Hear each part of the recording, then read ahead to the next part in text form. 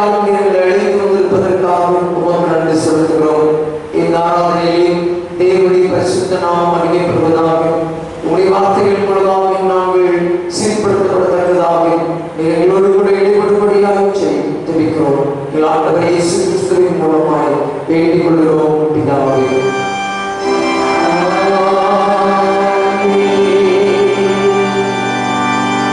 தேவனுடைய பரிசுத்த நாமத்திற்கு மகிமை உண்டாகும். நம்முடைய ஆராதனை காரணமாகும். ஆராதனை கீதங்கள் 772 பாடுவோம். ஆராதனை கீதங்கள் 772 தாமசத்திரத்தை நீக்கவும். Thank you.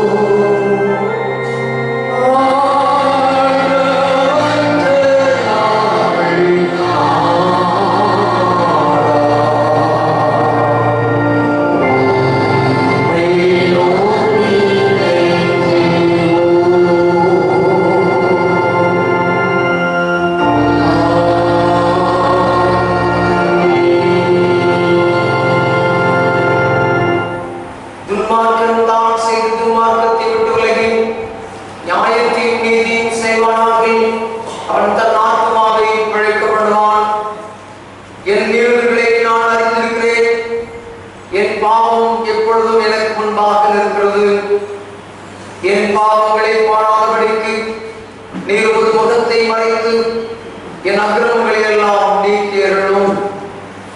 தேவன் கேட்கும் பலிகள் நொறுங்குண்டாவிதான். தேவனே, நொறுங்குண்டதும் நறுங்குண்டதுமான இருதயத்தை புறக்கணியே.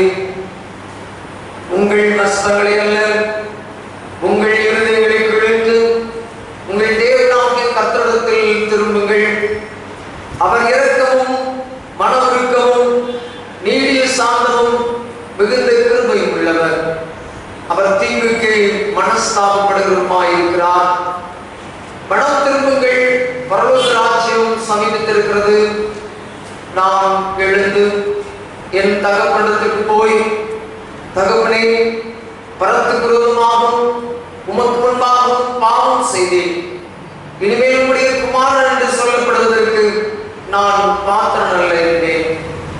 நமக்கு பாவம் இல்லை என்போமானால் நம்மை நாமே வஞ்சிக்கிறவர்களாயிருப்போம். சத்தியம் நமக்குள் இல்லாது நம்முடைய பாவங்களை நாம் அறிக்கையிட்டால் பாவங்களை நமக்கு மன்னித்து எல்லா அநியாயத்தையும் நீக்கி நம்மை சுத்திகரிப்பதற்கு கர்த்தர் உண்மையும் நீதியும் உள்ளவராயிருக்கிறார். பிரியமானவர்களே, நம்முடைய பரமபிதாவாகிய சர்வ வல்லவர்கள் தேவனுடைய அளவில்லாத தயவினாலும் இரக்கத்தினாலும் பாவ மன்னிப்பை பெறுவதற்காக நாம் செய்த பலவிதமான பாவங்களையும் அக்கிரமங்களையும் அவர் சன்னதியில் மாயமாய் மறைத்துக் கொள்ளாமல் பணிவும் தாழ்மையும் துக்கமும் கீழ்ப்படுதலுள்ள இதயத்தோடு அறிக்கையிட வேத வசனம் பற்பல வாக்கியங்களில் நம்மை ஏவுகிறது. நாம் எக்காலத்திலும் தேவனுக்கு முன்பாக நம்முடைய பாவங்களை மனத்தாழ்மையாய் அறிக்கையிட வேண்டும் என்று அவருடைய திருக்கரங்களினாலே நாம் பெற்றுக்கொண்ட மேன்மையான உபகாரங்களுக்காக ஸ்தோத்திரம் செலுத்தவும், மிகவும் சிறந்த அவருடைய புகழை பிரஸ்தாபம் பண்ணவும், அவருடைய மகா பரிசுத்த வசனத்தை கேட்கவும், நம்முடைய சரீரத்துக்கும் ஆத்மாவுக்கும் தேவையானவைகளுக்காக வேண்டிக் கொள்ளவும் நாம் கூடி வந்திருக்கிற தருணத்தில் நமது பாவங்களை அறிக்கையிடுவது இது விசேஷித்த கடமையாயிருக்கிறது. ஆகையால் இங்கே இருக்கிற எங்கள் யாரும் சுத்த இதயத்தோடும் தாழ்ந்த சத்தத்தோடும் பரம கிருபாசனம் தந்தைகள் என்னுடனே கூட சேர்ந்து நான் சொல்லுகிற பிரகாரம் சொல்ல உங்களை வேண்டிக் கொள்கிறேன். ஜெபம் செய்வோம்.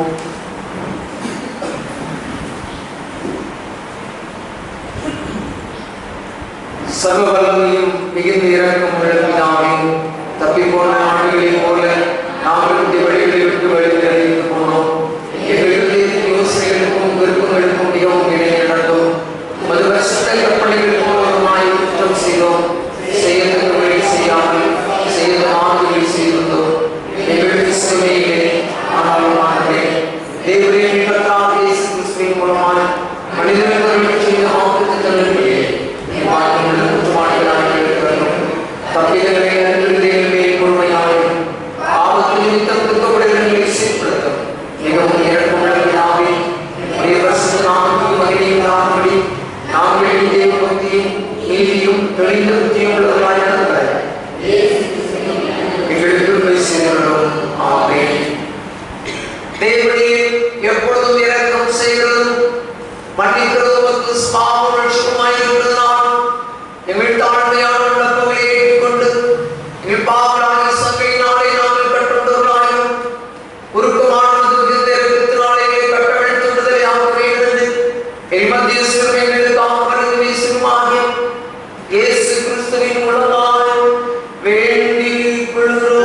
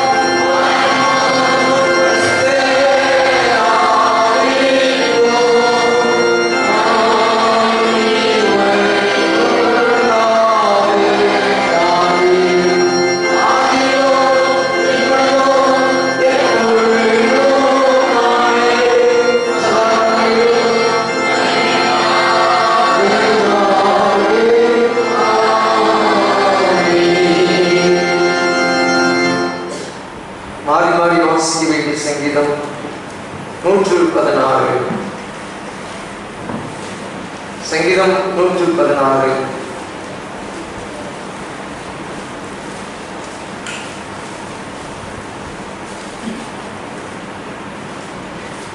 கர்த்தரின் சத்தத்தையும் என் விண்ணப்பத்தையும் கேட்டதினால் அவரில் அன்பு கூறுகிறேன்.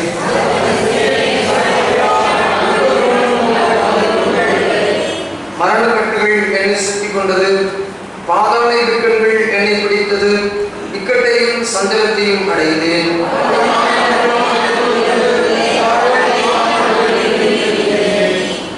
கர்த்தர் கிருபையும் நீதியும் உள்ளவர், நம்முடைய தேவன் மனவுருக்கமானவர்.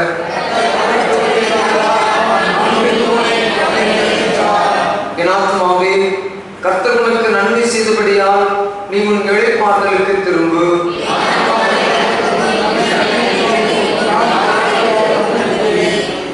நான் கர்த்தருக்கு முன்பாக ஜீவனுள்ளோர் தேசத்திலே நடப்பேன். எந்த மனுஷனும் பொய் என்று என் மனக்கலக்கத்திலே சொன்னேன். ரட்சிப்பின் பாத்திரத்தை எடுத்துக்கொண்டு கர்த்தருடைய நாமத்தை தொழுது கொள்வேன். கர்த்தருடைய பரிசுத்தவான்களின் மரணம் அவர் பாவிக்கு அருமையானது.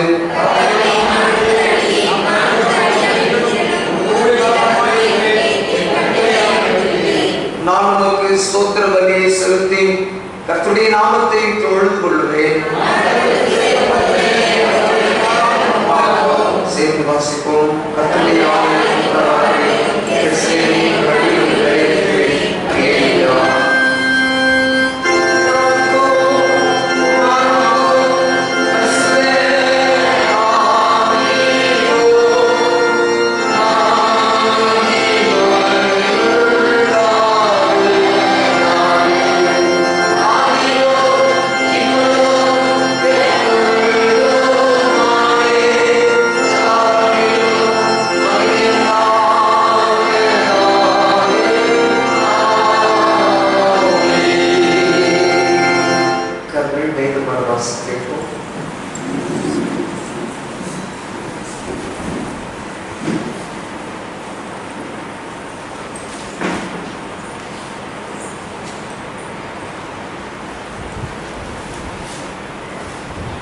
வாசிக்கும்படியாக குறிக்கப்பட்ட முதலாம் வேத பாடம் 2 ராஜாக்கள் 20ஆம் அதிகாரம் 1 முதல் 11 வசனங்கள். 2 ராஜாக்கள் 20ஆம் அதிகாரம் 1 முதல் 11 வசனங்கள். அந்நாட்களில் எசேக்கியா வியாதிப்பட்டு மரணத்துக்கு ஏதுவாய் இருந்தான். அப்பொழுது ஆமோசின் குமாரனாகிய ஏசாயா என்னும் தீர்க்கதரிசி அவனிடத்தில் வந்து அவனை நோக்கி, நீர் உமது வீட்டு காரியத்தை ஒழுங்குபடுத்தும், நீ பிழைக்க மாட்டேன், மறித்து போவீர் என்று கர்த்தர் சொல்கிறார் என்றான். அப்பொழுது எசேக்கியா தன் முகத்தை சுவர்புறமாக திருப்பிக் கொண்டு கர்த்தரை நோக்கி, கர்த்தாவே, நான் உமக்கு முன்பாக உண்மையும் மன உத்தமமாய் நடந்து உமது பார்வைக்கு நலமானதை செய்தேன் என்பதை நினைத்தருளும் என்று விண்ணப்பம் பண்ணினான். எசேக்கியா மிகவும் அழுதான்.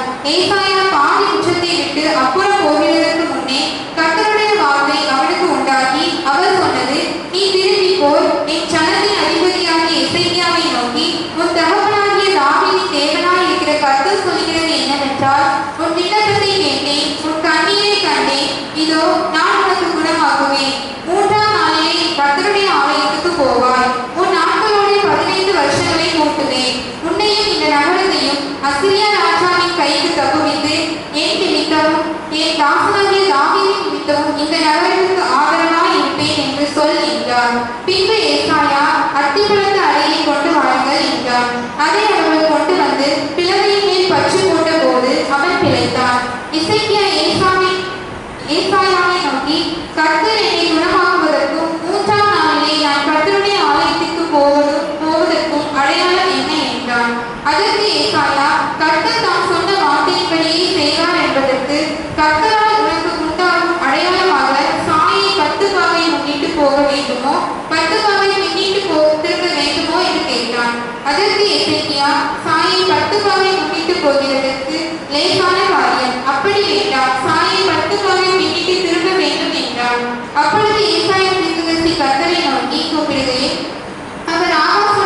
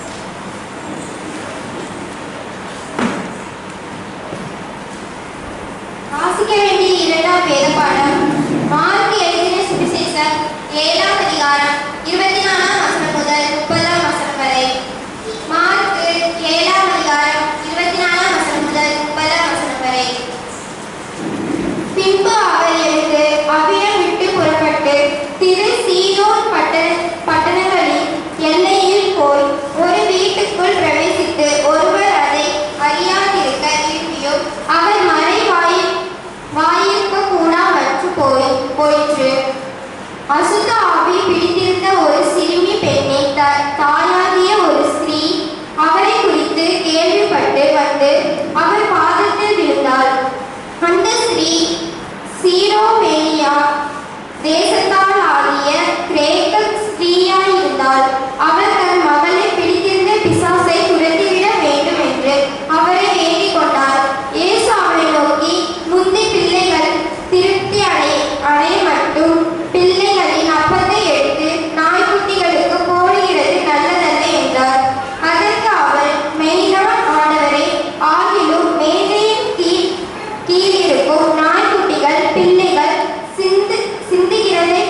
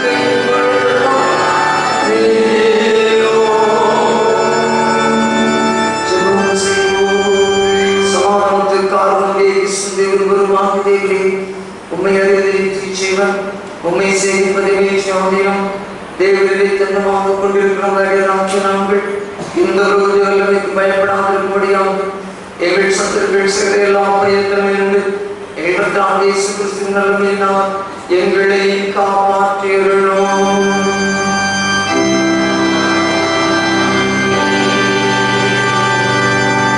சர்வவல்லமையுள்ள தேவனே, இந்நாளை எங்களை சுகமாய் நடத்தி வந்த எங்கள் பரமபிதாவாகிய கர்த்தாவே, இந்நாளிலிருந்தும் மிகுந்த வல்லமையாக எங்களை காப்பாற்றி நாங்கள் யாரும் பாவத்துக்கு உட்படாமலும் எவ்விதமான மோசத்தில் மகப்படாமலும் உமது பார்வைக்கு நீதியாக இருக்கிறதை எப்பொழுதும் செய்கிறதற்கு நாங்கள் செய்கிற எல்லாத்தையும் உம்முடைய ஆளுகையினாலே நடத்தியுள்ள வேண்டும் என்று எங்கள் கர்த்தராகிய இயேசு கிறிஸ்துவின் மூலமாய் வேண்டிக் கொள்கிறோம்.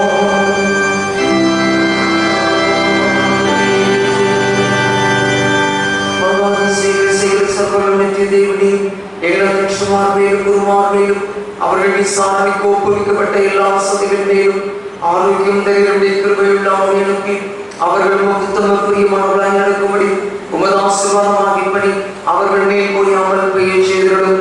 கர்த்தாவே, எங்கள் காரியத்தில் மத்திய சிறுவாகி இயேசு கிறிஸ்துவுக்கு மகிமை உண்டாக இதை கட்டளையிடுகிறோம்.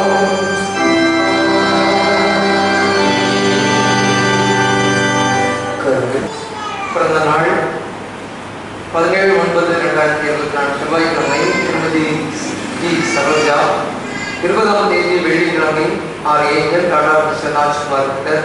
21ஆம் தேதி சனிக்கிழமை ஏ தினேஷ் சன்னா மிஸ்டர் குமார். இவர்களுக்கான மார்க்கத்தம் பூமியில் உள்ள செப்பனியா 3:20 பின்பாகம், செப்பனியா 3:20 பின்பாகம். பூமியில் உள்ள சகல ஜனங்களுக்குள்ளும் நான் உங்களை கீர்த்தியும் புகழ்ச்சியுமாக வைப்பேன். இவர்களுக்காக நாம் தலைவணங்கி செய்வோம்.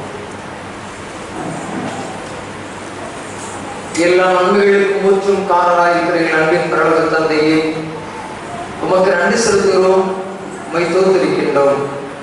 ஆண்டவரே, நீர் சகலத்தையும் படைத்து சர்வ வல்லமையுள்ள தேவனாக எங்களோடு கூட நீர் உலாவி வருகிறீர். உமக்கு ஸ்தோத்திரங்களை ஏறெடுக்கிறோம். குறிப்பாக இந்த வாக்கிலே தன்னுடைய பிறந்த நாளை ஆசிரிக்கின்ற எங்கள் திருச்சபையின் பிள்ளைகளுக்காக உமக்கு கோடாகோடி நன்றி செலுத்துகிறோம், உம்மை ஸ்தோத்திரிக்கின்றோம். காலங்கள் உம்முடைய கரத்தில் இருக்கிறது. காலங்களில் எங்களுக்கு ஆசீர்வதித்து கொடுக்கிறேன். அதுபோலவே ஆண்டவரே, புதியதொரு ஆண்டுக்குள்ளாக பிரவேசிக்கிறதான பாக்கியத்தை பெருமாசிக்கப்பட்டதான் நம்ம பிள்ளைகளுக்கு தந்திருக்கிறேன். உமக்கு கோடாகோடி தோத்திரங்கள் இருக்கிறோம். ஒவ்வொரு பிள்ளைகளுடைய வாழ்க்கையிலும் ஆண்டவரே, இப்புதிய ஆண்டில் புதிய புதிய ஆசீர்வாதங்களை தந்து நிறைவாக நீர் ஆசீர்வதிக்கிறார்கள். பூமியில் உள்ள சகல ஜனங்களுக்குள்ளும் நானுடைய புகழ்ச்சியும் கீர்த்தியுமாக வைப்பேன் என்று சொன்ன ஆண்டவர், ஆண்டவரே, உங்களுடைய பிள்ளைகளை விதமாக வைத்து உயர்த்தி ஆசீர்வதிக்கிறார்கள். உங்களுடைய பிள்ளைகளை காண்கிறவர்கள் இவர்கள் கிறிஸ்துவினுடையவர்கள் என்பதை நிலைநாட்டத்தக்கதாக எங்கள் ஆண்டுடைய ஆசீர்வாதத்தின் கரம் ஒவ்வொரு நாளும் பிள்ளைகளை வழிநடத்தும்படியாக செபிக்கிறோம். புதிய ஆண்டுக்குரிய நிறைவான ஆசீர்வாதத்தை தாரும். ஆவிக்குரிய உன்னத ஆசீர்வாதங்களையும் உலகத்திற்குரிய ஆசீர்வாதங்களையும் தந்து உங்களுடைய பிள்ளைகள் ஆசீர்வாதத்தினாலே நிரப்பப்படுவார்களாக. உங்களுடைய நாமம் மட்டும் உயர்த்தப்படுவதாக. ஆண்டவரே, இந்த வேளையிலும் நாங்கள் சிறப்பாக சாட்சி பகிர்ந்து கொண்டு அடியாளுக்காக நன்றி செலுத்துகிறோம். ஆண்டவரே, சாட்சியின் மூலமாக உங்களுடைய பிள்ளைகளுடைய வாழ்க்கையிலும் திருச்சபையில் மக்களுடைய வாழ்க்கையிலும் ஆண்டவரே எழுப்புதலை தந்துள்ளோம். எங்கள் ஆண்டவர் இயேசு கிறிஸ்துவின் மூலமாய் வேண்டிக் கொள்கிறோம் நல்ல பிதாவே.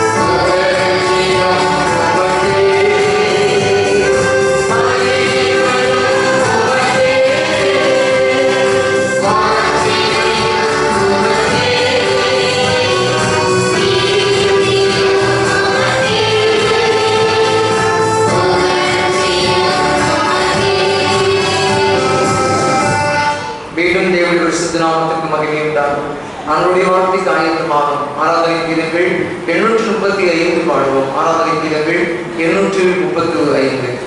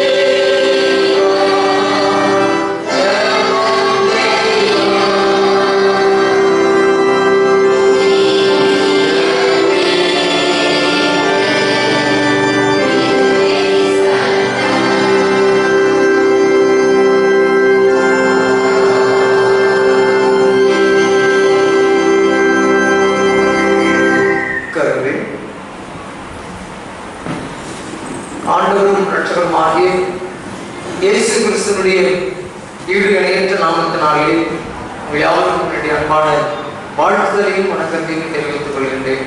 நம்முடைய கர்த்தராகிய இயேசு கிறிஸ்துவினாலும் பிதாவாகிய தேவனாலும் உங்கள் யாவருக்கும் சமாதானமும் சந்தோஷமும் மகிழ்ச்சியும் நிறைவாய் தருவதாக. இந்த நாளில் நம்மளுடைய வார்த்தைக்கு ஏதுவாக உட்கார்ந்த வண்ணமாக நாம் தலைவணங்கி ஜெபம் செய்வோம்.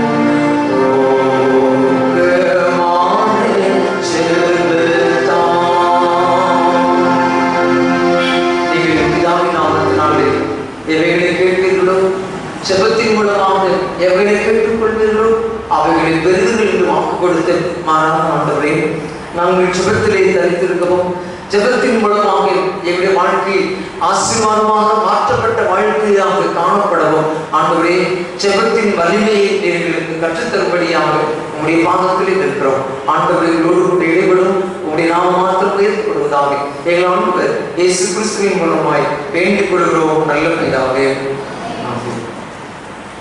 கிறிஸ்துவுக்குள் பிரியமானவர்களே, இந்த வாரத்திலே நமக்கு திருமண்டலத்தின் மூலமாக கொடுக்கப்பட்டிருக்கின்ற தலைப்பு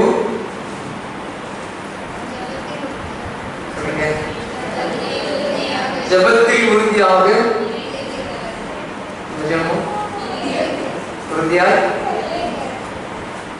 பிடித்திருக்க வேண்டும், நிலைத்திருக்க வேண்டும், காத்திருக்க வேண்டும். ஆண்டவர் நமக்கு கொடுக்கின்ற மிக முக்கியமானது என்னவென்றால், இந்த உலகத்திலே நாம் பெற்றோரிடத்திலே பல காரியங்களை நாம் கேட்கின்றோம். பெற்றோர்களால் ஏற்றதை நமக்கு செய்து கொடுப்பார்கள். இல்லை என்றால் உற்றார் உறவினரிடத்திலே நாம் கேட்கின்றோம், முடிந்தால் நமக்கு செய்து கொடுப்பார்கள். ஆனால் வேதம் சொல்லுகின்றது, ஆண்டவரிடத்திலே நாம் எதை கேட்டாலும் ஆண்டவர் நமக்கு என்ன செய்கிறாரு? கொடுக்கிறார் என்று வேதத்திலே நமக்கு வாக்கு கொடுக்கின்றார். ஜெபத்திலே தரித்திருந்து ஜெபத்தின் மூலமாக ஏராளமான நன்மைகளை பெற்ற பக்தர்களை குறித்து நம் வேதத்திலே ஏராளமாக வாசிக்கலாம். இன்றைய திருவசனத்திலே சொல்லப்பட்டிருக்கிறது, ஜெபத்திலே உறுதியாய் தரித்திருங்கள் என்று சொல்லப்பட்டிருக்கிறது. ஜெபத்திலே தரித்திருக்கிறவருடைய வாழ்க்கையிலே, ஜெபத்திலே காணப்படுகின்ற வாழ்க்கையிலே ஆண்டவர் மிகப்பெரிய காரியங்களை செய்கின்றார். இன்றைய தினத்திலே நான் உங்கள் மத்தியிலே சுருக்கமாக ஒரு 3 தலைப்பை நான் உங்களோடு கூட பேச நான் இடைபடுகின்றேன். ஒன்று, முதலாவதாக ஊக்கமான ஜெபம். ஜெபத்திலே தரித்திருக்கின்ற நம்முடைய ஜெபம் ஊக்கமான ஜெபத்திலே காணப்பட வேண்டும். வாசியுங்கள், யாக்கோபு எழுதின நிருபம் 5ஆம் அதிகாரம் 16ஆம் வசனம். யாக்கோபு 5:16.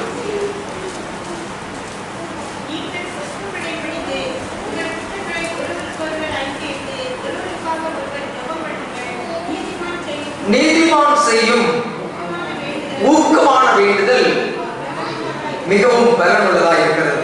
நீதிமான் செய்யும் ஊக்கமான ஜெபம் மிகவும் பலனுள்ளதாக இருக்கிறது. ஆண்டவரிடத்திலே ஊக்கமாக யார் யாரெல்லாம் ஜெபிக்கிறார்களோ அவர்களுடைய ஜெபத்திற்கு ஆண்டவர் பதில் செய்கிறார். அது மிகவும் பலனுள்ளதாக இருக்கிறது என்று யாக்கோபு நிருபத்திலே யாக்கோபு எழுதுகின்றார். நண்புக்குரியவர்களே, ஆண்டுடைய சன்னிதானத்தில்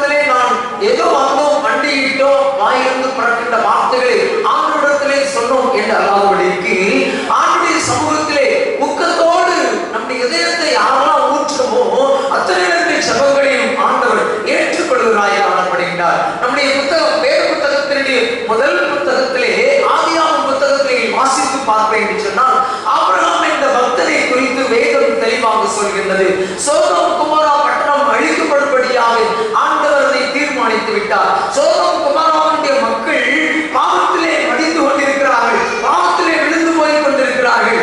ஆனால் அதை நான் அழிப்பேன் என்று சொல்லி ஆண்டவர் சொன்ன உடனே இந்த ஆபிரகாம் ஆண்டவரிடத்திலே மன்றாடுகிறார், ஆண்டவரிடத்திலே ஊக்கமாக கேட்கின்றார். ஆண்டவரே, இங்கே கொஞ்சம் நீதிமான்கள் இருந்தால் அவர்கள் நிமித்தமாக அதை விட்டு வைப்பீரா என்று சொல்லி கேட்கின்றார். அன்புக்குரியவர்களே, அந்த இதயம், ஆபிரகாமுடைய இதயம் தன் சொந்த மக்களுக்காக துடிக்கிறதை நாம் பார்க்கிறோம். ஆண்டவர் சரி சொல்றார், எண்ணிக்கை அப்படியே குறைச்சிட்டு வர்றார். ஊர்ல இருந்து அப்படியே குறைச்சு ஆண்டவரே மிக சொற்ப எண்ணிக்கையை வைத்திருக்கின்ற இந்த ஜனத்தை விட்டு விடுவீரா அப்படின்னு சொல்லி கேட்கிறார். அன்புக்குரியவர்கள் ஆண்டவர் சொல்றாரு, அப்படி இருந்தாலும் கூட நான் விட்டு விடுவேன் என்று சொல்கின்றார்.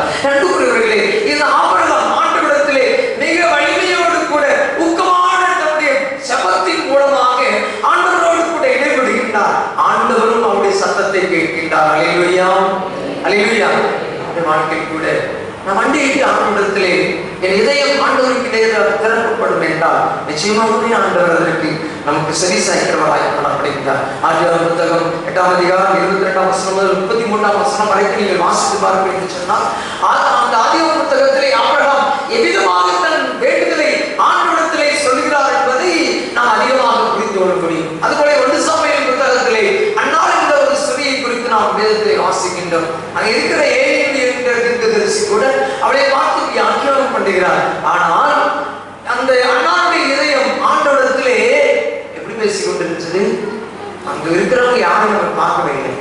என் செப்பம் ஆண்டவரிடத்தில் கேட்கப்பட வேண்டும் என்று சொல்லி ஆண்டவரிடத்திலே அவர் ஊக்கமாக ஜெபித்துக் கொண்டிருந்தார். ஆண்டவரே, என்ற காலத்திலே எனக்கு ஒரு ஆண் குழந்தையை கொடுப்பேன் என்று சொன்னால் எனக்கு தந்துவிட்டால் அவனை உமக்காகவே தந்துவிடேன் என்று சொல்லி அவள் ஊக்கமாக ஜெபித்தார். ஒரு குழந்தை கேட்கிறான், அது ஒரு குழந்தை அவர் எப்படி சொல்லி ஜெபிக்கிறார்? ஆண்டவரே, அதை நான் உமக்கே தந்துவிடுவேன் என்று சொல்லி அவருடைய ஜெபம் ஆண்டவரிடத்தை நெருங்கி செல்வதற்காக, ஆண்டவரை அப்படியே சந்திப்பதற்காக இதயத்தை முழுமையாக திறந்து ஆண்டவரை நோக்கி பார்த்தார். ஆண்டவர் என்ன செய்தாரு? கொடுத்தார் இல்லையா? அல்லேலூயா, அல்லேலூயா. ஆண்டவர் தன்னுடைய வேண்டுதலை கேட்டு, அண்ணாவுடைய வேண்டுதலை கேட்டு ஆண்டவர் ஏற்ற காலங்களிலே நல்ல ஒரு சாமுவேல் என்னும் தீர்க்கதரிசி கொடுத்தார் என்று நாம் வேதத்திலே வாசித்து பார்க்கிறோம். நீங்கள் வேதத்திலே சங்கீத புத்தகங்களை வாசிக்கும் பொழுது அநேக சங்கீதங்கள் தாவீதுடைய விண்ணப்பங்களாகவே காணப்படும். ஆண்டவரிடத்திலே தன் இதயத்தை ஊற்றி மண்டியிட்டு ஊக்கமாக சிரிப்பதை நாம் பார்க்கலாம். நண்புக்குரியவர்கள் 27ஆம் சங்கீதம், 23ஆம் சங்கீதம், 51ஆம் சங்கீதங்களை வாசித்து பார்த்தால் அவள் தன்னுடைய இதயத்தை முழுமையாக ஊற்றி விடுகிறார். நம்முடைய எழுதுகாலங்களிலே 51ஆம் சங்கீதத்தை மாறி மாறி நாம் தினமும் வாசிக்கிறோம். காரணம் என்ன? என்னுடைய ஊக்கமான ஜெபம் ஆண்டவரிடத்திலே போய் சந்திக்க வேண்டும் என்று. ஆண்டவரே, நான் ஒரு பாவியாக இருந்தால் என்னை ஈசோப்பினால் என்னை கழுவி நீ சுத்திகரியும், என்னுடைய நெருங்கின இதயத்தை நீ பாரும் என்று சொல்லி அவள் தன் இதயத்தை உடைத்து ஆண்டவருடைய முகத்தை நோக்கி பார்ப்பதை நீங்கள் சங்கீதம் 51 பார்க்கலாம். நண்பர்களே, ஆண்டவரை நெருங்கி செய்வதற்காக மண்டியிட்டு ஆண்டவருடைய முகத்தை நோக்கி பார்க்கிறார். சங்கீதம் 23 நாம் சிறு பிள்ளைகளுக்கு சொல்லிக் கொடுப்போம். அங்கே அவர் ஜெபிக்கிறார், கர்த்தர் நேர்பராய் இருக்கிறார், நான் செய்கிறேன். அவர் சொல்றாரு, எனக்கு ஆண்டவர் நேர்பராய் இருக்கிறார், அதனால நான் இந்த உலகத்திலே ஒரு குறையும் எனக்கு கிடையாது. அவர் எப்படி நடத்துவார் சரிமான? அவர் புல்லுகளிலே மேய்ப்பார், அமர்ந்த தண்ணீரிலே என்னை நடத்துவார், என் ஜீவனுள்ள நாட்கள் எல்லாம் எனக்கு நன்மையும் கிருபையும் தொடரும், என் சத்துருக்களுக்கு முன்பதாக எனக்கு ஒரு பந்தியை அழைத்து கொடுத்துவார் என்று சொல்லி ஆண்டுடைய முகத்தை நோக்கி அவர் ஊக்கமாக வேண்டுதல் செய்கிறார். அன்புக்குரியவர்களே, இன்றைக்கு நம்முடைய ஜெபம் எப்படிப்பட்டதாய் காணப்படுகிறது? ஒருவேளை நான் ஏனோதாக என்று சொல்லி ஜெபிக்காத பிடிக்கும் நம் மண்டியிட்டு நம்முடைய சத்தம் ஆண்டுடைய சன்னிதானத்தில் கேட்கப்படும்படியாக நாம் நொறுங்கிய உள்ளத்தோடு, நொறுக்கப்பட்ட உள்ளத்தோடு நாம் அவரை நோக்கி பார்ப்போம் என்று சொன்னால் ஆண்டவர் நம்முடைய சத்தத்தை கேட்கிறார். அல்லேலூயா, அல்லேலூயா. அதுபோலவே இங்க ஒரு ஊக்கமான ஒரு சபத்தை நாம் பார்க்கலாம். ஆதியாகமம் புத்தகம் 32ஆம் அதிகாரம் 26ஆம் வசனத்தை வாசிங்க. ஆதியாகமம் 32:26.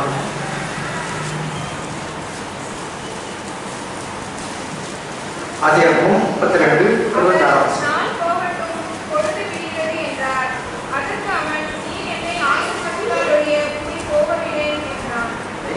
தனிமையா நிற்கிறார். ஞாபகம், தனிமையான ஒரு சூழ்நிலை. எது சூழ்நிலையிலே நடுராத்திரி நிலையிலே ஆண்டவரோடு கூட போராடி செபிக்கிறான். அவன் ஊக்கமாக ஆண்டவருடைய சன்னிதானத்திலே தன்னுடைய விண்ணப்பத்தை கொட்டிக் கொண்டிருக்கிறான். அப்பதான் அவனுடைய வாயிலிருந்து புறப்படுகின்ற வார்த்தை, நீர் என்னை ஆசீர்வதித்தாலுடைய நான் உங்க அடிச்ச மாட்டேன் போகிறேன் என்று போராடி செபிக்கிறான். ஆண்டவரிடத்தில் இருக்கிற ஜெபம் கேட்கப்படும்படியாக வந்திருக்கின்ற தூதனிடத்திலிருந்து ஆண்டவருக்கு என்னுடைய விண்ணப்பம் செல்ல வேண்டும் என்று சொல்லி விரும்பி போராடுகிறான். ஆண்டவரே, நான் உம்மிடத்திலே போராடுகிறேன், நீர் என்னை ஆசீர்வதித்தால் கடனாமல் போகிறேன் என்று சொல்லி அவனை பிடித்துக் கொண்டு அவன் நிற்கிறான். நண்பர்களே, இன்னைக்கும் ஆண்டவர் விரும்புகிறார். என் இதயம் எப்படிப்பட்டதா இருக்கிறது? நான் ஆண்டவரிடத்திலே போராடி செபிக்கிறேனா? செபித்தால் நிச்சயமாக செய்வோம். அல்லேலூயா. பாடுவோமா? யாக்கோபு போல செபித்திடும். தெரியாதா? சொல்ல முடியல. நீங்க நான் நிறைய நீங்க தான் முடியும். யாக்கோபு போல செபித்திடும் தைரிய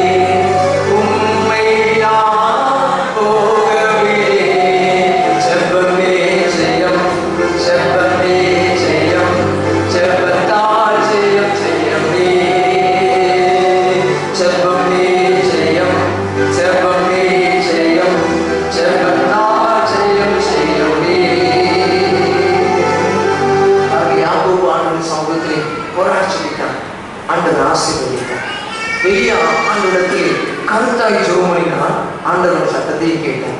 சொன்னா, ஆண்டவரே, நான் மழை பெய்யப்படாதுன்னு சொல்லி ஜெபம் பண்ணுவேன், மழை பெய்யப்படாது. நான் மழை பெய்யணும்னு சொல்லி ஜெபம் பண்ணுவேன், தேசத்தில் என்ன செய்யணும்? மழை பெய்யணும். நான் புத்தகத்தை வேதத்தை வாசித்து பார்த்தா யாக்கோபு நிருபத்திலே நீங்கள் வாசித்து பார்ப்பீர்கள் சொன்னால் அங்கே சொல்லப்பட்ட 5, 17, 18 வசனங்களிலே எலியா கருத்தாய் ஜெபம் பண்ணினா ஆண்டவர் சத்தத்தை கேட்டு மழையை நிறுத்தினார். மீண்டும் அவன் ஜபித்தான், தேசத்திலே பஞ்சம் நீங்க வேண்டும் என்று. ஆண்டவர் தேசத்தான் மழையை வரிசிக்கிறார். இந்த வாழ்க்கையில் கூட ஒருவேளை காற்றும் இருக்காது, மழையும் இருக்காது, மனாந்தரமான ஒரு வாழ்க்கையாய் காணப்படும். என் வாழ்க்கையில் இது நடக்குமா, இல்லை எனக்கு உண்டாகுமா, கிடைக்குமா என்று சொல்லி நான் கூட யோசிக்க முடியாத ஒரு சூழ்நிலையை நாம் காணப்படலாம். ஆனால் வேதம் சொல்லுகிறது, நீங்கள் காற்றையும் காண மாட்டீர்கள், மழையையும் காண மாட்டீர்கள், இந்த பள்ளத்தாக்குகளே தண்ணீரால் என்ன செய்யப்படும்? நிரப்பப்படும் என்று சொல்லிவிட்டார். எப்படி தெரியுமா? நாம் செய்கின்ற ஊக்கமான ஜெபம் ஆண்டவரை ரசிக்கும். நீதிமான செய்யும் ஊக்கமான ஜெபம் மிகவும் கருவுள்ளதாக இருக்கிறார். அன்புக்குரியவர்களே, நீங்கள் அண்டையிட்டு ஊக்கத்தோடு ஜெபிக்கின்ற உங்கள் வார்த்தைகளுக்கு ஆண்டவர் கருத்து கொடுக்கிறார். அது நமக்கு இயலாத ஒரு காரியம், ஆனால் நம் ஆண்டவருக்கு முற்றிலும் இயல முடியும். மனிதனால் கூட தான், தேவனாலே எல்லாம் விசுவாசிக்கிறவனுக்கு எல்லாம் கூடும் என்று சொல்லி ஆண்டவரே நமக்கு வாக்கு கொடுத்திருக்கிறார். அன்புக்குரியவர்களே, நம்முடைய கிறிஸ்தவ வாழ்க்கையில் நாம் இதை பின்பற்றும் பொழுது நிச்சயமாகவே நாம் தரித்திரராகுவதில்லை, நாம் தரித்திரம் அடைவதில்லை. ஆண்டவர் நம்மோடு கூட இருக்கிறார். சகலத்தையும் நமக்காக செய்து முடிப்பவராய் காணப்படுகிறார். கர்த்தர் எனக்காக யாவையும் செய்து முடிப்பார் என்று சொல்லி இது நிமித்தம் நாம் எடுத்திருக்கக்கூடிய சூழ்நிலையை ஆண்டவர் ஜெபத்தின் மூலமாக நாம் ஒவ்வொருவருக்கும் கட்டளையிடுகிறார். ஊக்கமான ஜெபம் நமக்கு தேவை. இரண்டாவதாக உறுதியான விசுவாசம் நமக்கு வேண்டும். அந்த ஜெபத்தில் நமக்கு என்ன வேணும்? உறுதியான விசுவாசம் வேணும். ஏதோ சொல்லிட்டாங்க, யாரோ ஒருத்தர் சொன்னாரு அப்படின்னு சொல்லி சில சமயங்கள் நம்ம மருந்து எடுக்கணும்னு சொல்றோம். பக்கத்து வீட்டில் உள்ள பாட்டி சொன்னாங்க, எண்ணெய் கத்திரியும் கழுத்துரசியும் அரைச்சி போட்டு அந்த சில மருந்துகளை போட்டு காய்ச்சி அவிமருந்தாக இருந்துச்சுன்னா உங்களுடைய காய்ச்சல் என்ன செய்யணும்? சுகமாயிடும் சொன்னாங்க. நான் என்ன செய்ய போறேன் அப்படின்ட்டு சொன்னதுக்காக செய்யணும். அப்படி அல்ல, ஆண்டவர் சொல்லுகின்றார், என் வார்த்தையை நம்பி நான் செய்வோம் என்றால் நிச்சயமாக நமக்கு என்ன செய்யும்? கிடைக்குமா? செய்யுங்கள். மத்தேயு 21ஆம் அதிகாரம் 22ஆம் வசனத்தை வாசியுங்கள். மத்தேயு 21:22. மேலும் நீங்கள் விசுவாசம் உள்ளவர்களாய் ஜெபத்திலே அல்லேலூயா, அல்லேலூயா. ஜெபத்தின் மூலமாக, விசுவாசம் உள்ளவர்களாக ஜெபத்தின் மூலமாக எவைகளை கேட்பீர்களோ அவைகளை எல்லாவற்றையும், அவைகளை அப்படி சொல்லாமல் அதை எல்லாவற்றையும் என்ன செஞ்சுக்கிறோம், பெற்றுக்கொள்கிறோம். அல்லேலூயா. வாசிங்கள் மார்க்கு மார்க்கு சுவிசேஷம் 11ஆம் அதிகாரம் 24ஆம் வசனத்தை வாசிங்கள். பரிசுத்த மார்க்கு 11:24.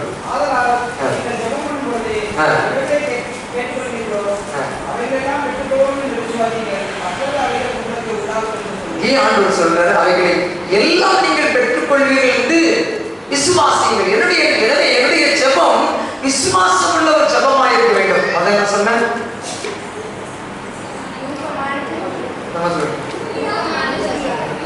மூணு பாயிண்ட் சொல்ல போறேன். 3 பாயிண்ட் ஞாபகம் சொன்னாங்க, 6வது நிறைவு வரும். சரியா? முதல்ல என்ன சொன்னேன்?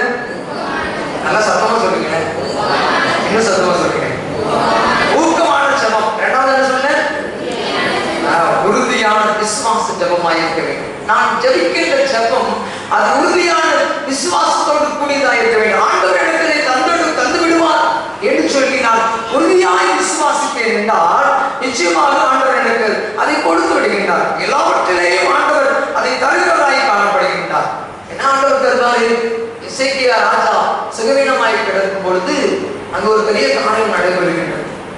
அவன் இனி பிழைக்க முடியாது என்று சொல்லி அந்த சூழ்நிலையை அவன் காணப்படுகின்றான். புத்தகம் 28ஆம் அதிகாரத்தில் எடுத்து வைத்தது பார்க்கிறீர்கள், வீட்டிலே போய் வாசிப்பார்கள். அங்கே எசேக்கியா ராஜா சுகவீனமாய் காணப்படுகின்றார். உடனே ஏசாயாவுக்கு ஆண்டவருடைய வார்த்தை புறப்பட்டு, நீ போய் எசேக்கியாவை சந்தி என்று சொல்லிவிட்டார். என்ன சொன்னார்? அவர் போய் உன் வீட்டு காரியத்தை ஒழுங்கு கொடுத்தும் என்ன செய்ய மாட்டேன், விளைக்க மாட்டேன். அப்ப என்ன அர்த்தம்? அவருடைய வாழ்க்கைக்கு முடிவு தான். அந்த வாழ்க்கைக்கு முடிவு தான். கடைசி காலமான பிறகு நம்ம எதுக்கு ஆஸ்பத்திரி கொண்டு போவோம்? என்னுடைய தாயோ தந்தையோ என்னுடைய மூத்தோர் அவர்கள் வேதனையோடு மறிக்கக்கூடாது என்பதற்காக கூட நாம் கடைசி நேரத்தில் எடுத்துக்கணும். தெரியும் இனி அவர்கள் பிழைக்க மாட்டார்கள். ஆனாலும் நாம் எங்க கொண்டு போறோம்? மருத்துவமனையில கொண்டு போய் சிகிச்சை எடுக்கணும். வேதனை இல்லாமல் மறிக்க வேண்டும் என்று இங்க இந்த சூழ்நிலையில் தான் எசேக்கியா ராஜா காணப்படுகிறார். இனி அவர் பிழைக்க மாட்டார். அவருடைய வாழ்க்கை அதோடு முடிந்து போக போகிறது. ஆனால் அந்த வார்த்தையை சொல்லும்படியாக தீர்க்கதரின் மூலமாக அனுப்பிவிடுகிறார். உன் வாழ்க்கை முடிந்து போய்விடும். உன் வீட்டு காரியத்தை ஒழுங்குபடுத்திக் கொள். நீ சாவதற்கு முன்பதாக செய்ய வேண்டிய எல்லா காரியமும் செய்துவிடு என்று சொல்லுகிறார். அவன் அப்படியே விட்டு விடல. எசேக்கியா ராஜா அப்படியே விட்டு விடல. வேதம் சொல்லுகிறது, நீங்கள் ஜெபத்தின் மூலமாக விசுவாசம் உள்ளவர்களாய் எவைகளை கேட்பீர்களோ அவை எல்லாவற்றையும் பெற்றுக்கொள்கிறீர்கள். அவன் நினைவு கூறலாம், ஆண்டவரே என்னுடைய ஜெபத்தின் மூலமாக நான் உம்மோடு கூட வருகிறேன் என்று சொல்லி நீங்கள் வேதத்தை வாசிப்பாங்க. அந்த அதிகாரத்தில் சொல்லப்பட்டிருக்கிறது, அவன் படுத்து கிடந்தவன் எழுந்து சுமர்புறமாய் திரும்பி மண்டியிட்டு தேவனை நோக்கி விண்ணப்பம் செய்து அழுதான். அல்லேலூயா, அல்லேலூயா. மனுஷன் எப்ப அழுவாங்க? வாழ்க்கையில் தாங்க முடியாத வேதனை, தாங்க முடியாத சோதனை, இனி அவனுக்கு வாழ்விலே நிம்மதி கிடையாது, அதற்கு எந்த விதமான எண்ணமும் கிடையாது, நாம் அதில் ஜெயித்து விடுவோம் என்று சொல்லி சொல்ல முடியாத காரியம் எங்கு தேங்கி தேய்ப்பு எழுந்து விடுவான். அந்த மனிதனை ஆறுதல் படுத்துவதற்கு இந்த உலகத்திலே யாராலும் முடியாது. அந்த வேதனையில் தான் எசேக்கியா ராஜா சுவர்புறமாய் திரும்பி அவன் ஆண்டவரை நோக்கி விண்ணப்பம் செய்து அழுதான் என்று சொல்லப்பட்டார். அவனால் அழுதிருக்க முடியும், ஆனால் வேதம் சொல்லுகிறது அவன் விண்ணப்பம் செய்து அழுதான். அல்லேலூயா, அல்லேலூயா. அவனுடைய ஜெபம் விசுவாசம் உள்ளதாய் காணப்பட்டது. ஆண்டவரே என் காரியத்தை ஒழுங்குபடுத்துன்னு சொல்லிட்டு, என்னுடைய லைஃப் இதோட முடியும்னு சொல்லிட்டு, ஆனால் உம்மாலே எல்லாம் போட மாட்டது. நான் இடத்துல கேட்கிறேன், நான் அழுகிறேன், என் கண்ணீரை காணுங்க, என்னுடைய விண்ணப்பத்தை கேளுங்க அப்படின்னு சொல்லி ஆண்டவரை நோக்கி மண்டிட்டு விண்ணப்பம் பண்ணினார். ஆண்டவர் கேட்டாரா? நீ வேதத்தை வாசித்து பார்த்தீங்க சொல்லப்பட்டிருக்கிறது. அதே சமயம் முற்றத்துறைக்கு போறதுக்கு முன்னாடி மீண்டும் ஆண்டுடைய வார்த்தை ஏசாயா தீர்க்கதரிசிக்கு உண்டாகி மீண்டும் நீ போய் சொல்லு, உன் விண்ணப்பத்தை கேட்டு உன் கண்ணீரை கண்டு உன் ஆயுசு நாட்களில் இன்னும் எத்தனை வருஷம் கொடுக்க போறேன்? 15 வருஷங்கள். ரொம்ப தூரத்தில் கொடுத்தாரு. அல்லேலூயா, அல்லேலூயா. எதிர்பார்த்தார். ஒருவேளை எசேக்கியா ராஜா அதை எதிர்பார்த்திருக்க மாட்டார். ஆண்டவரே என் நாட்களில் கொஞ்சத்தை கொடுத்தார் என்று தான் நினைத்திருப்பார். ஆனால் ஆண்டவர் கொஞ்சம் கொடுப்பவர் அல்ல, அவர் மிகுதியாக கொடுப்பவர். நீங்கள்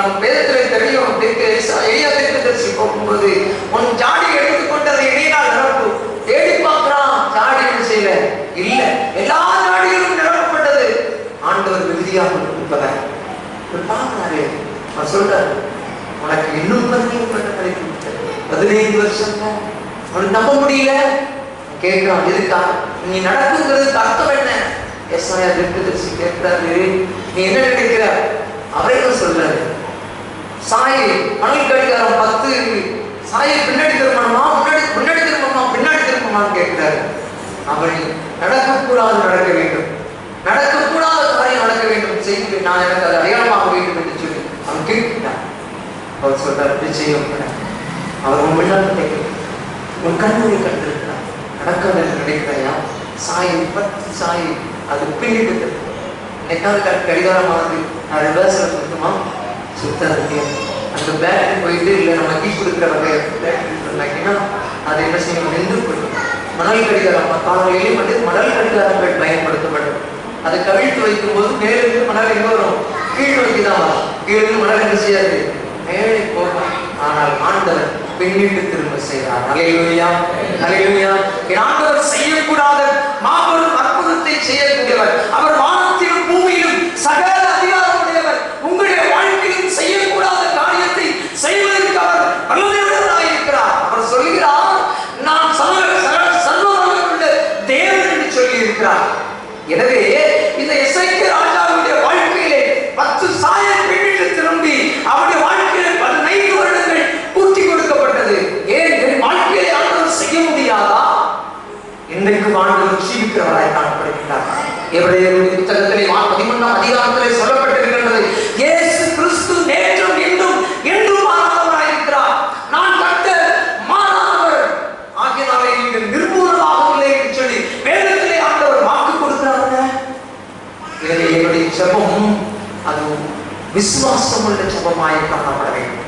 நான் ஆண்டவரத்தில் கேட்கும்போது முன்னதாகவே நீங்கள் யோசித்து, ஆண்டவர் எனக்கு ஜெபிக்கும் எப்படி நினைக்கணும்? ஆண்டவர் எனக்கு தருவான் என்றுதான் சொல்லிக்கிறேன்.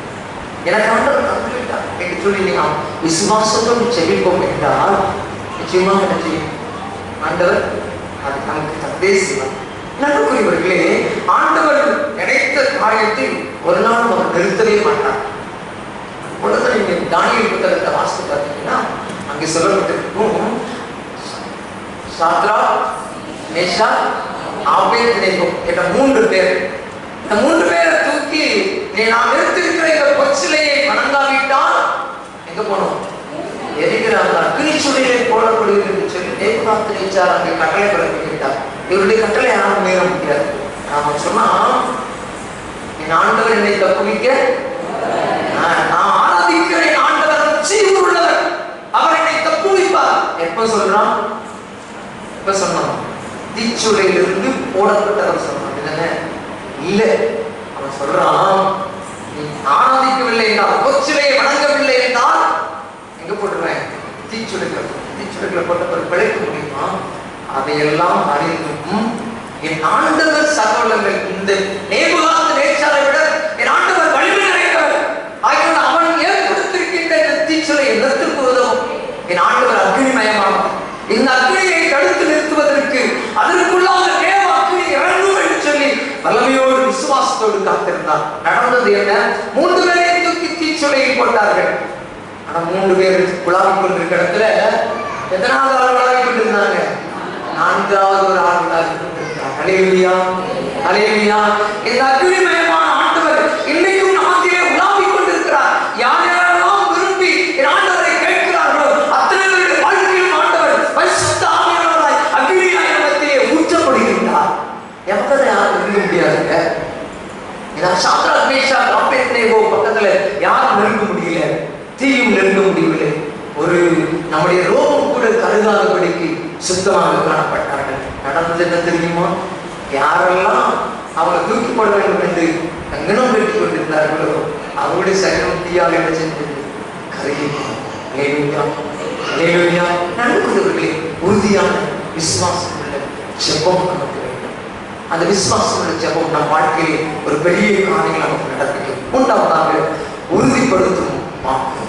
3வது சொன்னேன், உறுதிப்படுத்தும் வாக்கு. முதல்ல சொன்னேன் ஊக்கமான ஜெபம், உறுதியான விசுவாச ஜெபம். 3வது உறுதிப்படுத்தும் வாக்கு. நம்ம 2 சொன்னேன். ஆண்டவர் மூன்றாவது பதில் கொடுக்கிறார். அவர் கொடுக்கின்ற வார்த்தை உறுதியானது. அவர் கொடுக்கின்ற வாக்குத்தத்தங்கள் உறுதியானது, மாறாது. மலைகளில் விலகி போனாலும், பர்வதங்கள் நிலைபெயர்ந்து போனாலும், என் சமாதான கிருபையை உன்னை விட்டு விலகாமல் இருக்கும் என்று சொல்லுகின்றார். ஆண்டுடைய சமாதானத்தின் உடன்படிக்கை நம்மை விட்டு ஒருபோதும் பிரிந்து போகாது. அவர் அத்தனை பெரியவர், அவர் அத்தனை வாக்குமாறாதவர்கள். ஆண்டவர்கள் அப்படிப்பட்ட கிருபை நமக்கு கொடுக்க வேண்டும் என்றால் என்னுடைய ஜெபம் ஊக்கமாக இருக்க வேண்டும், என்னுடைய ஜெபம் விசுவாசமாக இருக்க வேண்டும். வாசியுங்கள் 2 கொரிந்தியர் 1:20 வாசியுங்கள். 2 கொரிந்தியர் 1:20.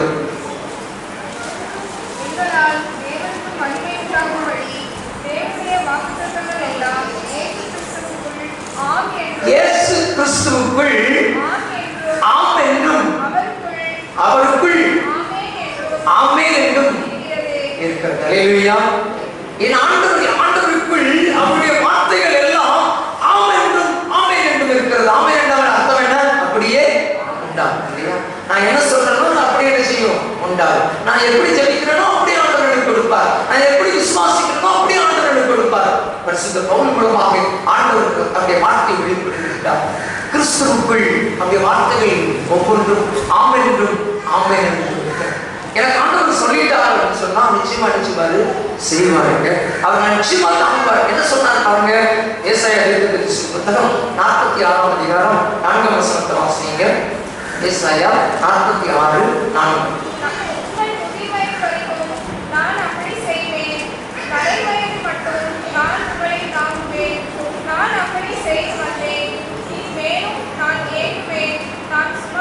ஏந்துவேன், சுமப்பேன், தப்புவிப்பேன் என்று சொல்றார். நான் உன்னை தாங்குவேன், ஏந்துவேன், சுமப்பேன், தப்புவிப்பேன் என்று சொல்றார்.